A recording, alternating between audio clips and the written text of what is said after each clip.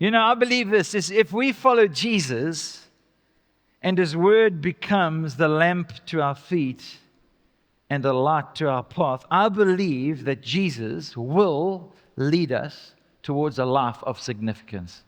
I believe that with all my heart. But that's if we follow Jesus. If we follow Him, He will lead us. A lot of people go to church, but they don't follow Jesus. A lot of people call themselves Christians, but they're not Jesus followers. And so that comes back to me, and that comes back to us. Are we following Jesus? And if we're following Jesus, He is leading us in a direction. And we need to go there, because that's good for us. Last week, I spoke about a section, it's called the success and significance arm wrestle that all of us have. If you've been in business at some stage, I'd like to just launch it out there, a bit of a thought. You would fight with this a lot. The arm wrestle of success and significance. I just want to read Ecclesiastes, a verse out of Ecclesiastes if I can. It's on my youth thing imaging. In Ecclesiastes, the teacher, known as the teacher, he writes these words: everything is meaningless, says the teacher. Completely meaningless. I mean, how do you start a book with that in your first and second line? It's not the potential of a good seller. But actually it hits a mark, because I think all of us feel like that at some time of our lives, that everything's just vanity, meaninglessness. Meaninglessness. Did I say that? Everything is meaningless. What do people get for all the hard work under the sun? Generations come and generations go, but then earth never changes. And the sun rises and the sun sets, then hurries around and rises again. And the wind blows south and then turns north, around and around it goes and blows in circles. Rivers run into the sea, but the sea never is full. And then the water returns again to the rivers and flows out. Everything is wearisome beyond description, says this guy. Everything is wearisome, exhausting. No matter how we see, we never are satisfied. No matter how we hear, we're not content. History merely repeats itself. It has all been done before. Nothing under the sun is truly new. Everything is meaningless. This is an arm wrestle that every human has. At some stage of your life, we come to this crossroad in our lives where you wonder, has it been worth it all? I've been at that crossroad a number of times in my life. And I've wondered, has this been worth it all in what I've done with my life? And all the various things I've done in my life, has it been worth it all? And then you go down a little bit of a negative spiral. It's very easy to get stuck there and to stay there. I think a lot of people do stupid things at the crossroad. Not knowing what to do. If everything's meaningless, then what do I do next? But I found Jesus at the crossroad. And that's where life begins. If we can really find Jesus at the crossroads of our lives, then everything will change. I think for generations, societies have been exhausted by the concepts and the mechanisms of this thing called success. Success recalls all the thoughts and feelings that we have because of the demands of success. That's what success does. If you're in business, you feel that pressure all the time. If you're a teacher, if you're a scholar, if you play rugby, if you play sport, if you do whatever it is, you feel that pressure, the demands of success. There's no such thing as second. It's first that counts. Yeah, but everyone's first. No, that's not true. The guy that comes first, he's first. The guy that comes last, he's last. You can't say, my child, don't worry, you ran well, man. You actually came first. You've just lied to your kid. Can you feel the pressure? Hey, it's a terrible demand. The demand of meetings and planning and strategizing and motivating and encouraging and setting goals and financial forecasting, the list goes on, because success demands more. Everything is meaningless. The need for success creates an angst within us. And we feel like we have to keep reinventing ourselves to stay on top of the curve of success. You know, that's just constantly businesses and schools and organizations, churches are constantly thinking, how can we keep on top of the curve so we can keep successful in our lives, in our leadership? And the drive for success is, I believe, clearly part of the unredeemed sweat of the brow curse from creation. You see, it's because we walked out of Eden, because we walked away from the presence of God, we were cursed. We were supposed to be blessed. And God put this curse on humanity, on human creation, that we would sweat and toil and grovel and success. When we are pursuing a life of success, that's our reality. We feel that tension all the time. The more I work, the harder I'll work, the better I'll be, the more successful I'll be. And you can't say that's wrong. But somebody said, work smart, not hard.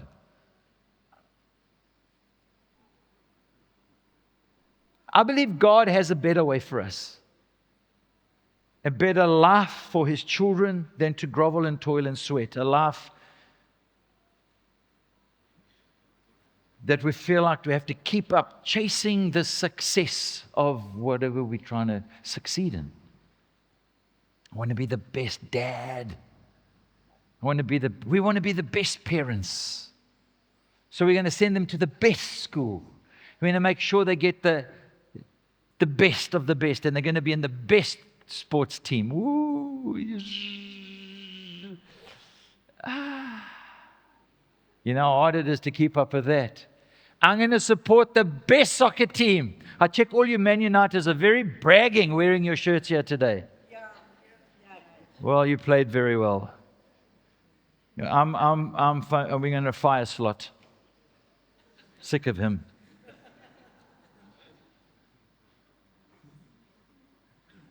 I'm not saying that success is bad. I'm not saying that. However, there are many subtle hooks to success. And once they're in us, they can be very dangerous. And we've got to be brave enough to check that out in our own lives. I think significance, the arm wrestle, success and significance comes from a different place. Significance is a journey that requires a shift of thinking, a paradigm shift. We have to start thinking differently about life. If we want meaning in our lives, we have to think differently. I think that's what significance, this journey of significance, demands. And if there's going to be a shift in our thinking, there'll be a shift in our behavior. As a man thinks, so he is. And like any journey, it takes time. When you are around about 45, you get to around about that space in life. So you guys under that age, listen to what I'm saying, because it doesn't have to be for you. You start feeling restless. And that thought of everything is meaningless starts coming to mind. And I have to do something different with my life. I want to do something that matters. And guys, this is how guys behave. They get 50 and they think, I'm tired of my wife, man. I want to get a young chickie. So they do that. And then they get a Harley Davidson. And they unbutton their shirt. Can only button down here because their stomach is so big. And they get a lacquer gold chain. And they ride up and down the beachfront, letting everybody know that they're in crisis.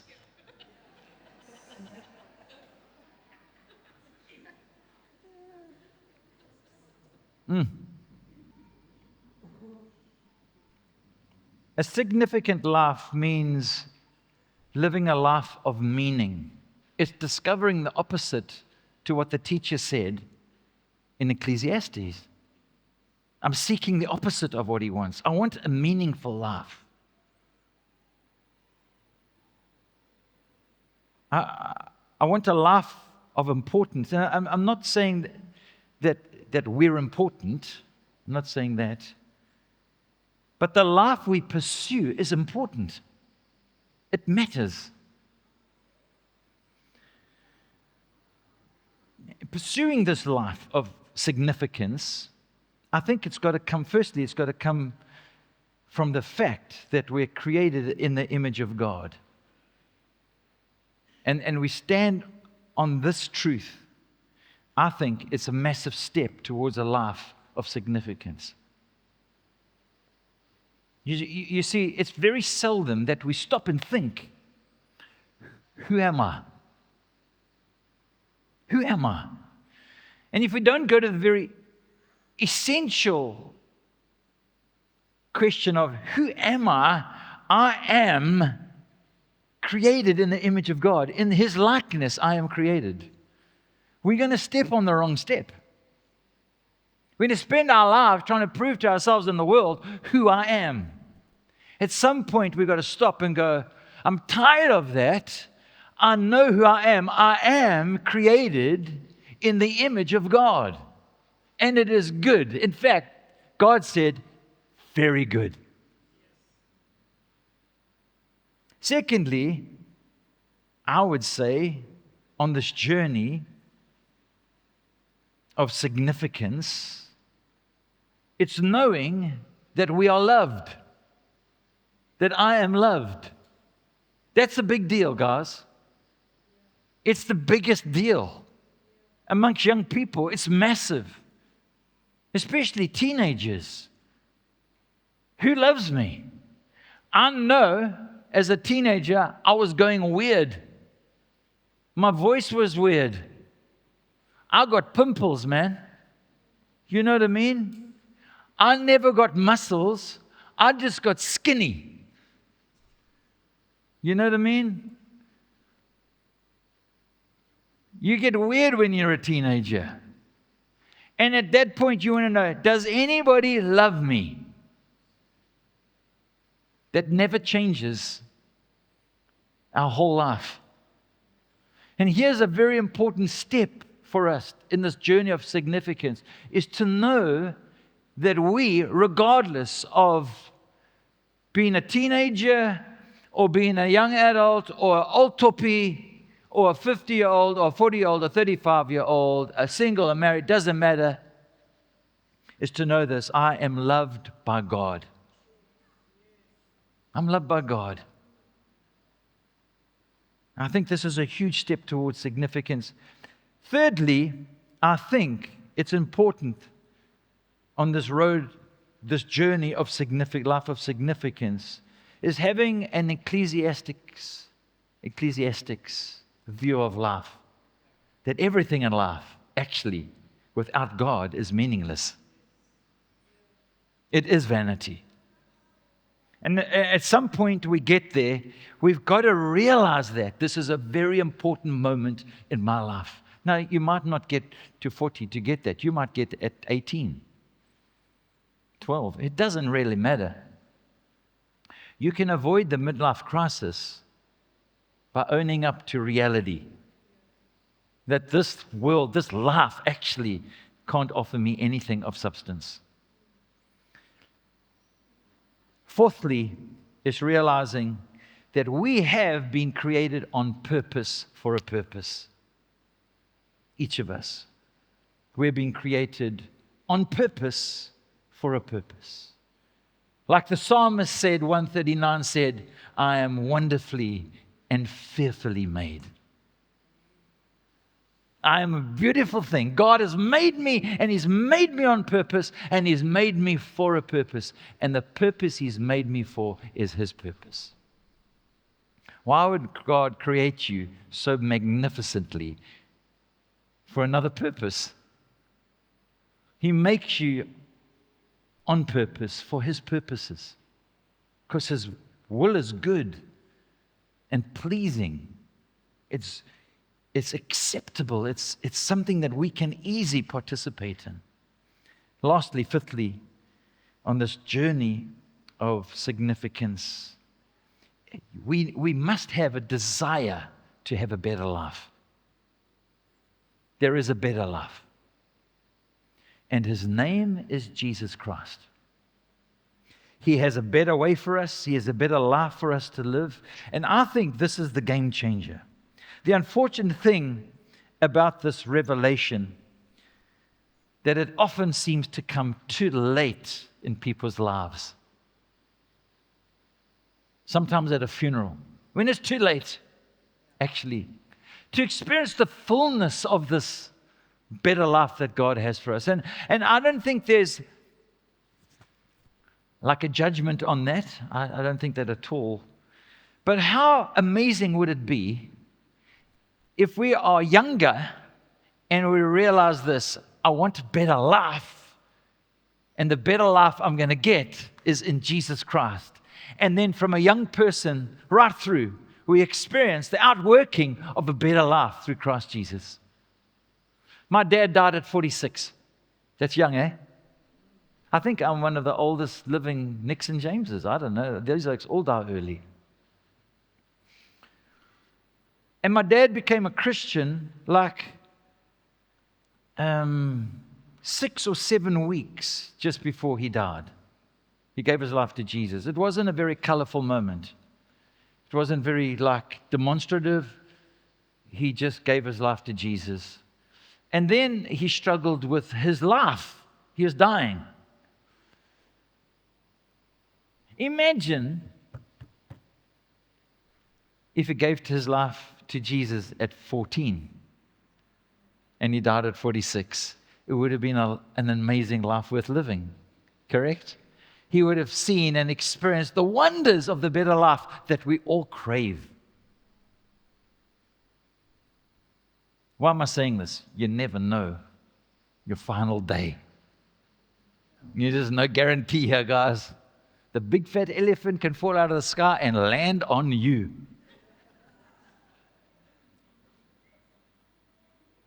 So rather than the significant life is different.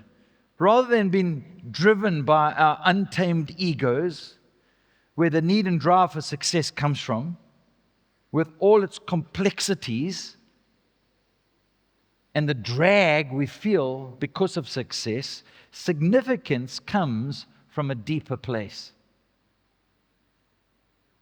And the focus is different. For example, success focuses on me, my life, what I'm going to do, how I'm going to achieve it, and what it's going to look like. Whereas, I think there's a song written like that. It's all about me, Jesus. Isn't there a worship song? It's all about you, Lord. Actually, we swing that around, even as Christians, and we say, it's all about me, Jesus. It's all about me. And we have these anthems in our lives, even as Christians, that actually our lives are about us. Because we're on the ride. We're on the success ride. We want to be successful Christians, you know. I want everybody to know, praise God, that I follow Jesus.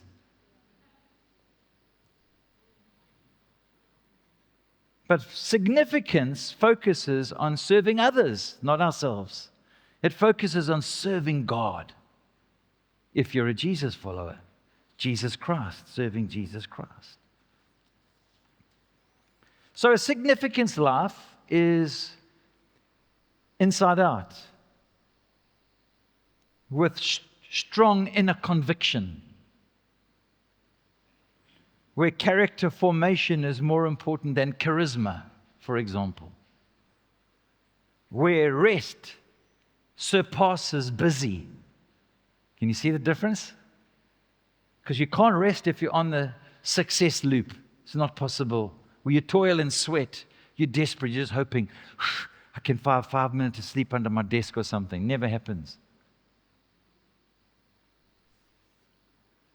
The significant life is a life the right way up.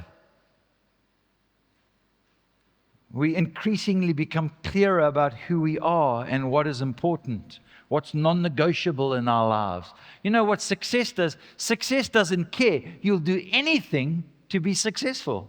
So you cross the lines. You step out of the boundaries. Doesn't matter what you do. I'm just speaking generally. But I think when you're living and you're learning to live a significant life, you start discovering what non-negotiable and what is negotiable. And then you don't enter the realm of non-negotiable. Sorry, you enter the realm of non-negotiable. You go, no, hold on, I'm not going to do that. This is not up for grabs. I'm going to stay true blue to what I believe is right to do. We start discovering what's priority in our lives. That marriage is important, that my relationship with God is a priority, that my family does matter.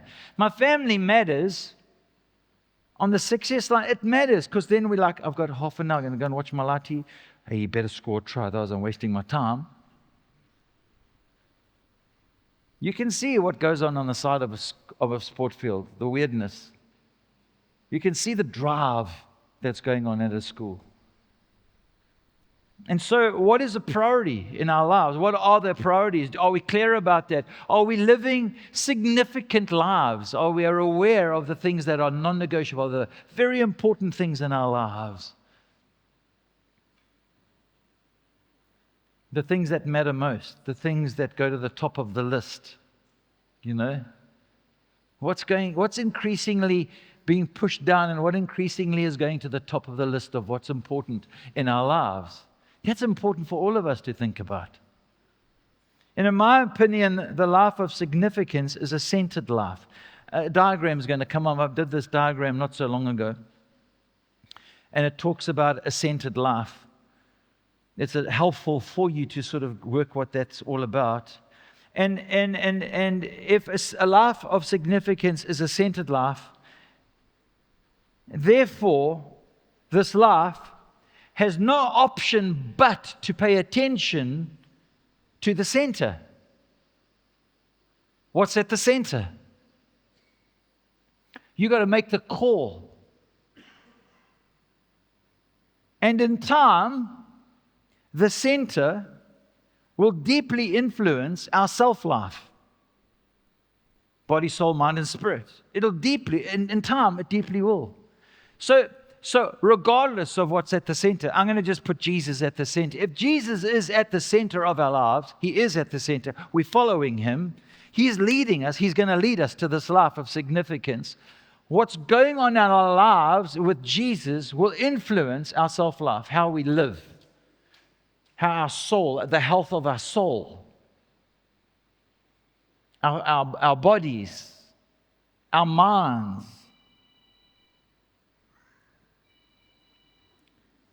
It'll also, I believe, influence our relationships. So if we're driven, and we're driven by our egos, our untamed egos, I'm telling you, whatever drives us will determine what happens in our relationships.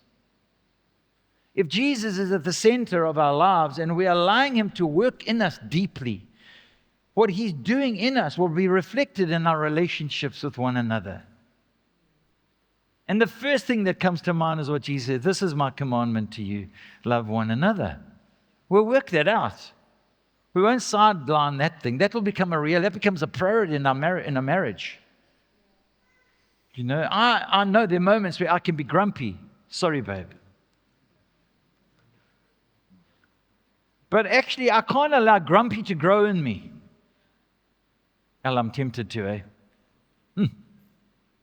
But I can't, because I'm following Jesus, and Jesus put this over me: love one another. So love must surpass grumpy. Do you understand what I'm saying? Yeah, but I was born an impatient oak. That's fine, but you're born again patient. You with me? So what's it? Jesus at the center, a significant life.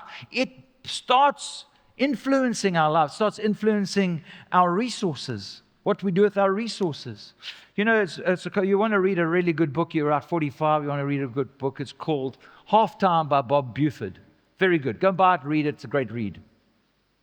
And he is talking how we move from success to significance. And it's such a crucial thing. And in this book are some stories how some businessmen have come to the point in their lives, and women, they come to the point in their lives where they go, I can't do this anymore. I'm just sick and tired of making money. And some of us are going, how can you get sick and tired of making money? But you can. And so they go, okay, so I'm going to change my life. And they go through this massive crisis in their lives, and they come to this point where they go, I'm going to start living a different life. To this success wheel is too demanding. So they bail off it, and they find God. Many of these people find Jesus Christ.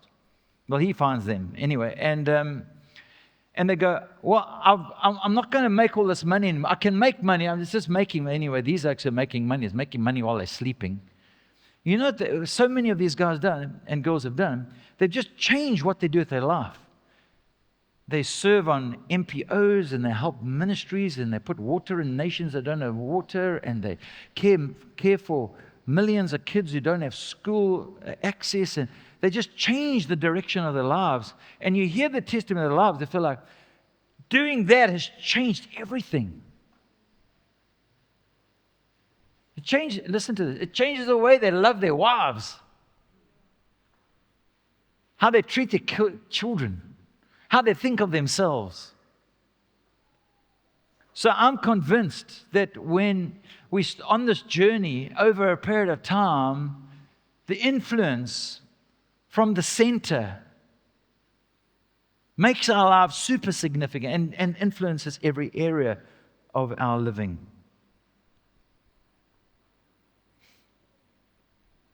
We start prioritizing our lives around the center. Thanks, you can take that off if you want. Jesus said this. Listen to this. Jesus said this about this. Seek first the kingdom of God and His king. Seek first the kingdom. And all these things will be added to you. If you prioritize me, you put me at the center, you put me at the center of life, you will start living and leading a significant life, and it'll influence every aspect of your life. All these things that you need, they'll be added to you, because your Father knows what you need if you put Him at the center, if you seek Him. Because we choose, I'm going to say, because we choose to pursue a life of significance, you go, yeah, but Brett, do we lose purpose? No ways. We never lose sight of the big picture, which is both the purpose of our lives, what we're for, and the purposes of God. Here's the problem with pursuing success in a worldly context. The purposes of God do not even exist in that realm. We just live for ourselves, and we don't even really truly discover the purposes of our lives. We are serving the purposes of mammon, money. We're chasing the buck, but sometimes the buck will turn around and it'll give you. You got to watch that thing. So pursuing a life of significance, we never lose sight of the big picture. Actually, we start discovering the big picture, that I'm created for more. Secondly, in the pursuit of a significant life, we want to grow healthy, deep, loving, non-transactional relationships. We want to do that. Success relationships are all transactional. If you do this for me, I'll do that for you. That's how it works. Christians, that's how we think as well. If you do this for me, if you forgive me, I'll forgive you. Really? That's not in the Bible? If you're kind to me, I'll be kind to you. That's not in the Bible either. Be kind is in the Bible. So we want to pursue because we want to live a significant life. We want to pursue healthy, growing, deeply loving, non-transactional relationships with those that are close to us and near us. And then thirdly, in the pursuit of a life of significance, we are committed to stewarding everything God has entrusted to us, stewarding it well. We want to do that. We will do it. I mentioned this last week that the way out for us that God has for us is the Sabbath. I'm not going to go there. You can click on what I wrote about on one of our YouTube thingamajiggies. But I did say this, and I want to just close with this. I did say this. I said, Jesus doesn't lead us to success. And I do believe that with all my heart. He leads us to rest. Jesus doesn't lead us to success. He will always lead us to rest. Let me read you maybe one of the most famous Psalms. The Lord is my shepherd, I shall not want. He makes me lay down in green pastures. He leads me beside quiet waters. He restores my soul. He guides me in the paths of righteousness for His name's sake. And even though I walk through the valley of the shadow of death, I will fear no evil, for you are with me. And your rod and your staff, they comfort me. You prepare a table before me in the presence of my enemies. You anoint my head with oil, my cup overflows. Surely goodness and loving kindness will follow me all the days of my life. And I will dwell in the house of the Lord forever. I love Eugene Peterson's take on the last line of that word, because there's a play on words here. Listen to this. He says this, I'm back in the house of God for the rest of my life. Did you see the play of words? Jesus will always lead us to a place of rest. And a life significance, I'm convinced, comes and starts from that place where we start finding the rest. There's always a warning sign on the road you're going along. Especially if the road you're going on, there's some dangerous and treacherous moments in the life on the journey that you're on. There's always a warning sign. Slippery roads, stones falling, big baboons, the whole thing. All right? And so we need those warnings because most of us are dumb. Correct? We're just like, hey, my cabby's got some kilowatts going on in here. I'm going to float around the slippery corner. See how I can over the hill you go. That's not how we're meant to do. There's a warning sign. Pay attention to the warning sign. You know? There's a warning sign for us in the scriptures about this, that Jesus will always lead us to rest. Listen to this. Hebrews chapter 9, for chapter 4, verses 9 to 11 says this. Therefore, there still remains a Sabbath rest for the people of God. For the one who has entered his rest has himself also rested from his works, as God did from his. And I know what that rest is talking about. It's the rest we have because of a relationship with God, where we're not striving to know God. We're resting in the reality that His grace is sufficient for me, and I'm resting in His grace, and I can know Him. I understand that. But grace spills out into every aspect of our living. And so not only do we rest in our spirit, we rest in our soul, we rest in our bodies, we rest in our minds. Because that's salvation. That's wholeness. And then here comes the warning. Because we know life's not a straight line. We know there are bumps. We know we undulate. Here's the warning sign. Therefore, let us be diligent to enter that rest. Warning. Be diligent. Enter that rest. If you want to live a life of significance, you need to be in Christ Jesus. He is our Sabbath. He is our resting place. So that no one will fall through following the same examples of disobedience. We don't have to fall. We don't have to mess up. We don't have to let success kill us. We don't let the system of the world drive us insane. We don't have to do that. There is a better way. The better way is led by Jesus.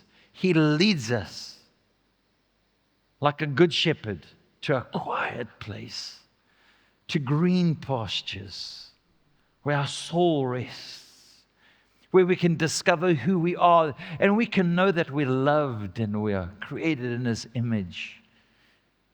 And we can be okay with the fact that we realize that this life is meaningless. And there's a better life, and I'm going to pursue it in Christ Jesus. We have to be diligent and attentive and persistent to enter into God's rest. We have to, because there's so much against that. And we have to be diligent and attentive and persistent along the road towards a life of significance, because it's worthwhile. I was chatting to a very dear friend of mine, and he's super busy. So it's like one of those moments where we can have an every now and then phone call, and I love it. I'm enriched by my friendship with him. And he said, Brett, what's the word for you this year? I said, I know what my word is. What is your word? And he said, my word is complete. I want to complete things. You know, I think we all feel like that at times. Tick those boxes off. And I could hear where that was coming from.